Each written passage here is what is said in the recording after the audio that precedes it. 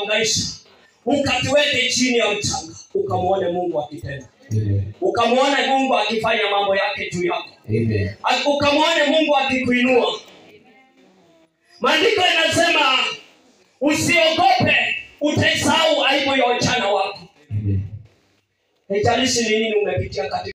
Mtakatifu wa Israeli ndiye mkombozi wako. Yeye ataitwa Mungu wa dunia yote. Maana Bwana amekuita kama mke aliyeachwa na kuhuzunishwa rohoni, kama mke wakati wa ujana atupwapo, asema Mungu wako. Tuendelee. Kwa kitabu kidogo nimekuacha, lakini kwa rehema nyingi nitakukusanya.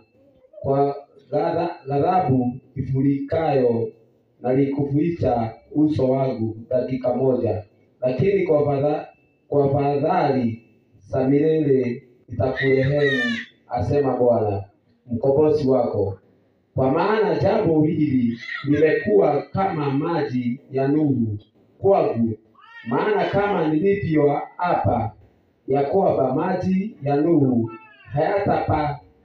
hayatapita juu ya dunia tena, kadhalika nimeapa ya kwamba sitakuonea hasira wala kukukemea. Maana milima itaondoka na vilima vitaondolewa, habari wema wangu hautaondoka kwako, wala agano langu la amani halitaondolewa, asema Bwana akurehemuye. Tuendelee. Ewe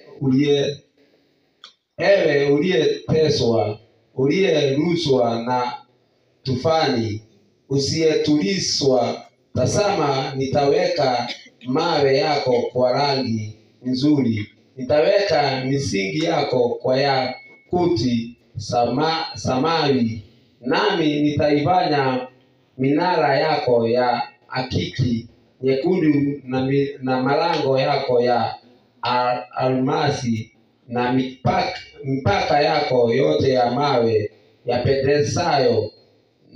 Na watoto wako wote watafundishwa na Bwana, na amani ya watoto wako itakuwa nyingi.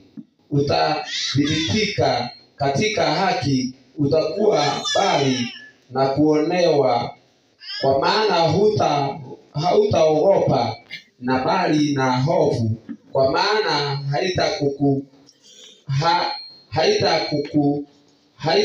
haitakukaribia. Tazama yamkini watakusanya, lakini si kwa shauri langu. Watu wowote watakaokusanya juu yako wataanguka kwa ajili yako. Tazama nimemuumba muusi avukutaye moto wa makaa, akatoa silaha kwa kazi yake, nami nimemuumba mharibu ili aharibu. Simama. Haleluya. Amen. Maandiko yanasema usiogope. Wewe uliyeteswa, haijalishi ni mateso gani umepitia, haijalishi ni nini umepitia, haijalishi ni mahangaiko gani umepitia, nimekuja kukuambia